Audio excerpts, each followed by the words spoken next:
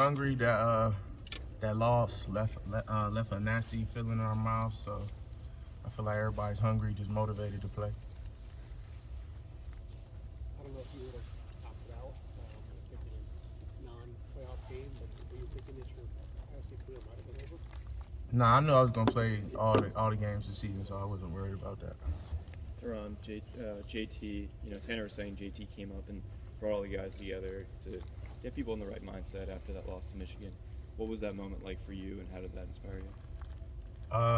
Definitely was good. I mean, because it was at a moment where everybody kind of felt like the season was over with, and then we kind of got a breath of fresh air once we got the news we making to the playoffs. So I think JT was kind of just making sure the morale and everybody was still connected together and all. What was the moment like when you saw your guys' name on the screen, selection Sunday? Good. Just was like motivation. Just like no more games, nothing. We gotta be perfect. We gotta be locked in. It's time to play. How long between the number 3 and the number 4 did it feel like in your mind as they were announcing the teams? I mean, I kind of feel like we was already in once. Who had lost first? Utah. Yeah. USC Once Utah beat USC, so I kind of felt like after that moment we were in. There was no question about it. Where'd you watch that game? USC Utah game. I watched it at my apartment with a few of my teammates, like me, Javante, Taraja. What were you guys doing? Yelling at the TV? Yeah, you might have thought we was playing in that game. How into it we were. Did you know, Teron, when that game was over, that like, okay, we're gonna get another? Yeah, like I knew like 100% that we were gonna make it, and then when TCU had lost, that was just a cherry on top for 100%. I know we locked in. How would you describe like that emotional swing from how you felt after losing a game like that to your rival, and then you watch that game on Friday night and you know that you have another chance? That would seem to just be like a pretty low and then a pretty high. Yeah, I mean, well, Coach Day we had practice in the middle of that week, so to keep guys just kind of into it and then banging and stuff. So I felt pretty good after just knowing. It's just confirmation. Does it excite you maybe that possibility of a rematch is still alive if you're able to beat Georgia? Yeah, most definitely. We just gotta focus on Georgia, and then whoever we play next, hopefully it is Team Up North. That'd be great. When you look at Georgia, and Tanner was saying you guys haven't done a ton of practice for them yet, but you've watched some film. Obviously, a rushing attack that has been very good. Quarterback who is elusive, similar to what you guys saw against Michigan. What's kind of been the thought process of handling that differently than last year? Just making sure everybody's on the same page. Defense is on the same page. Offense on the same page. Just pushing guys to get better, and then keep watching film and knowing what we're about to face. What are the biggest things you learned, like about your unit from watching all the Michigan tape and stuff again? I just know that we got a group of guys that's not afraid to go hard. They're gonna lay it all on the line for each other. I think that's what I learned. How do you balance, accommodating for the mistakes that were made against Michigan, but not losing sight of the identity this defense had through the first 11 games? I mean, I guess we just had a bad day. I don't even want to say it was a bad day. We lost, but that's not us. That's not we put on so much good, done so much good this year. We can't forget about the good. So just keeping that in guys' minds and not forgetting the division that we had all along was to win the national championship. Is that difficult sometimes after a tough loss to remember the good? I mean, it's interesting that you said that. I say so, but nah, not when it's right in front of you. I feel like it's like literally right in front of us. We 2 games away from winning the whole thing. So what can anybody say to us after we win it all? How eager are you to re-identify yourselves as what you proved to be before that game? I can't wait. I can't wait till everybody sees us on TV on the field, see what we've been working. We've put in so much work. So I can't wait to display it all. So when you talk about the good of this team, I mean, we all watched it, we all know it, but how would you describe it? Like if someone said, Taron, hey, I haven't watched a lot of Ohio State football. You guys are one of the 4 best teams, but like why? What does this team do well in your mind? I think we're good up front, O-line, D-line. We're one of the best in the nations. Our linebackers fly to the ball. Corners are aggressive. They can tackle. I feel like offense, we got some of the most explosive players in the country. wide receivers, running backs. CJ the best in the business. And I feel like that's just a great team overall. We all can complement each other very well. And we know how good Michigan's been the last 2 years, obviously. Everybody knows that. But the idea that, I mean, it's right there in front of you, obviously, to win a national championship, but you're also getting to test yourself against another great team. Because I think maybe people last year thought you guys might play Georgia in the postseason, right? Just that idea. How rewarding is that you're just talking about knowing how good your team is, and now you get to go up against another great team? Isn't that kind of why you do this whole thing? Yeah, I mean, that's college football. You want to see everybody wants to see good on good. Nobody wants to see those little games. Everybody wants to see the best play the best, and I think that's what we're gonna get. How curious are you? I mean, you're doing your own thing during the season, but how much attention do you pay to the other great teams during the year? And do you ever think like, oh man, I wonder? I feel like you have an idea. It's hard to kind of watch games with us playing games in our schedule, but you kind of just check the scores, see the rankings every week, so you kind of have a feeling of who those top 5 teams are every week. So it wasn't a surprise like they were playing Georgia or anything. Do you have teams you follow? I follow Illinois just because I have former high school teammates and stuff. So LSU, just guys that I know personally. I try to follow up with their team, see how they're doing and all. Taron, those practices after the loss, what were those like? I finally feel like dudes were just playing angry. We had a fire lit on us. It's time to go. No more games or anything. Everybody holding everybody accountable. Players holding players accountable. Coaches holding players accountable, and players holding coaches accountable. So I feel like that's all we needed. How do you have that feeling when you don't know yet if you have anything else to play for? Yeah, it's definitely hard, but you just gotta find motivation. It's it really all started with Coach Day.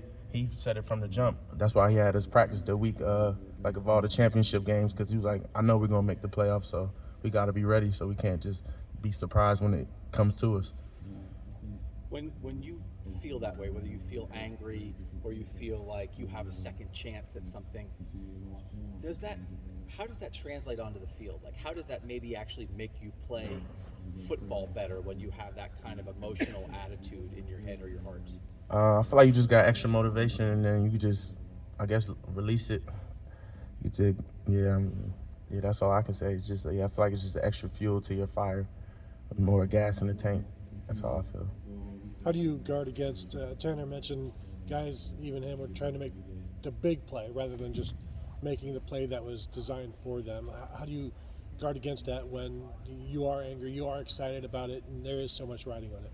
I mean, just the way our defense is made, just everybody do your job. You don't have to do anybody else's job but your job. And I feel like once everybody does that, we'll be that great defense that we've seen all year. How do you feel like you do that, snap to snap, in a game? Because sometimes, right, interior defensive line, that's how you got to Just staying gap sound, staying in my gap, doing my responsibilities, being in my gap, holding my gap, not getting pushed out of my gap, penetrating, just causing penetration the whole game.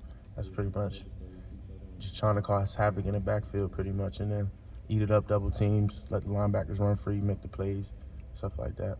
How do you think you've played this year? I think I played pretty well. Is this the best football you've ever played? I say so. What's that like to do that as a senior? Was that like what was in your head? I mean, every year I'm trying to play my best football, but I just feel like I felt confident in my ability. I felt confident in the scheme when Coach Knowles came in, and then just feeling healthy. So I had no excuses for not to produce. How much have you guys missed a healthy Mike Hall, like over the last half of the season? Definitely miss Mike. You always feel his presence when he comes in the game. He makes plays whenever he comes in, so definitely miss Mike. Are you expecting a healthier Mike Hall? Yeah, I'm expecting everybody to come back healthy. You ain't got no choice. It's the playoffs. I mean, isn't that part of it exciting as well? You have time to heal up and you'll be almost your full self. Yeah, everybody should. It's kind of just like everybody get your legs back, your whole body back. It's kind of just a refreshed feeling, a little restart. Taron, do you ever watch other defensive tackles around the country? I mean, just see what they've got, what they do best, like number 88, for Georgia, what Jalen Carter. I mean, I've definitely have you watched him? And I've seen. I mean, I haven't personally watched him, but the games I've been able to catch, he's definitely a problem. He's definitely good. So yeah. Credits to him, yeah. But do you ever see kind of, when you watch other guys, you see kind of your video too in there? You understand what I'm saying? I mean, Like where I rank yeah, among like the way those you guys. played this year and stuff. Yeah, I definitely just like when breaking down other offenses, you see other defensive tackles going against those offenses. So Yeah. Pretty much I've seen like all the Big Ten D tackles and all, but yeah. And what makes them stand? To me, it's the disruptive factor. Mm-hmm. Even when you're two gapping or something, you cause something to happen. You shoot a guy back into the quarterback's lap or whatever you want to call it. What just stands out about the guys that are playing at a high level? Just constant penetration in the backfield, moving the line of scrimmage back, Yeah. not getting pushed off the ball, and just causing just havoc every play. Do y'all get enough credit? Do you think your ilk? Probably not. I feel like linebackers probably get more credit, especially when you're eating up double teams and all. Because if you eat up the double team, you're pretty much the one that made that play. Because the linebackers, he's a free player. Nobody's blocking him. So. Taron, you've been big favorites in every game you've played this year. It's not going to be that way.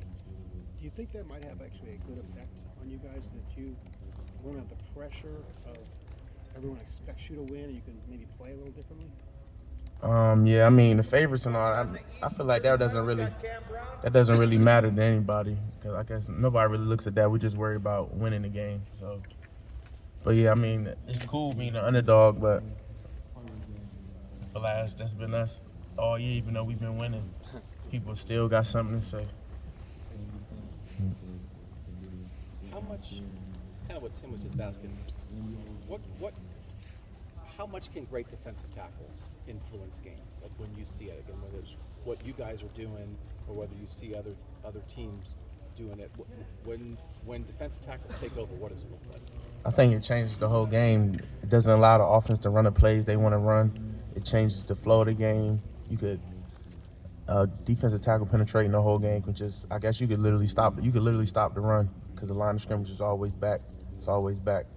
And then just even making that causing penetration and making that the running back cut a little bit just to the outside, making him go lateral instead of vertical. So I feel like you can change the whole game. How long in your life have you sort of been thinking that way? You've been playing defensive tackle for pretty much my whole life, and then just seeing all the great guys that came through here and seeing how defensive linemen have literally changed the game. Like, I know JT played DM, but he pretty much defensive lineman, so he literally changed the Penn State game. Like, just seeing how we can do that every game, having a guy do that every game, we could win the game. Is a poster play what Aaron Donald did on the last play of the Super Bowl? Joe Burrow forced that play, came around the guard, et cetera. Is that the kind of play you dream of? I guess. Yeah, that's a you D do all this lineman's boxing all day, yeah, right? That's a D lineman's dream. Yeah, call game. Yeah, and do you take anything in your game from like an Aaron Donald? What do you see that you'd like to? You know what I mean? For when you watch him. Just his pad level, his speed off the ball, the way he uses his hands in his pass rush. Yeah. And just the way he can fight off double teams, and then the penetration he gets in the backfield. You can't do that every play. I mean that's a physical grind. I know Coach Johnson likes to roll you guys in. Yeah, I say that's the main reason why we rotate, so guys can't do that the whole game. But do you find yourself on occasion just summoning something that you didn't have before? You understand what I'm saying? Taron, on a big play or something, an extra effort. I mean, where does that come from, I guess? I mean, I think it just comes from practice, the way you play. So I feel like Coach Jay has us practicing at a high level, so we're able to play at a high level. You carried a pretty big load in the Michigan game, though. You played, 40-plus snaps, I think. How did you feel physically at the end of a game like that against a great offensive line when you did play a lot of snaps? I felt good, really. I was just angry that we lost, so my emotions, I feel like, took over the feelings I had in my body, so I wasn't really hurting or anything. When Tommy shoots those gaps sometimes and gets in the backfield, maybe you're tying up a double team, you ever remind him of, hey man, I helped you get in there, do that? But I really don't have to with Tommy. Tommy knows, like, he shows love. He appreciates the D-line. He lets us know every day, so I appreciate Tommy. But is that sometimes one of the best ways to judge defensive tackles is how much your linebackers are free to make plays, and that means that you guys up front are tying people up? Yeah, I think so, because I feel like if the D-line wasn't doing the job, the offensive line will be able to get to the second level and make those blocks. which will allow those linebackers to make those plays. Taron, thank you very much. Thanks, Ron. I'll see you.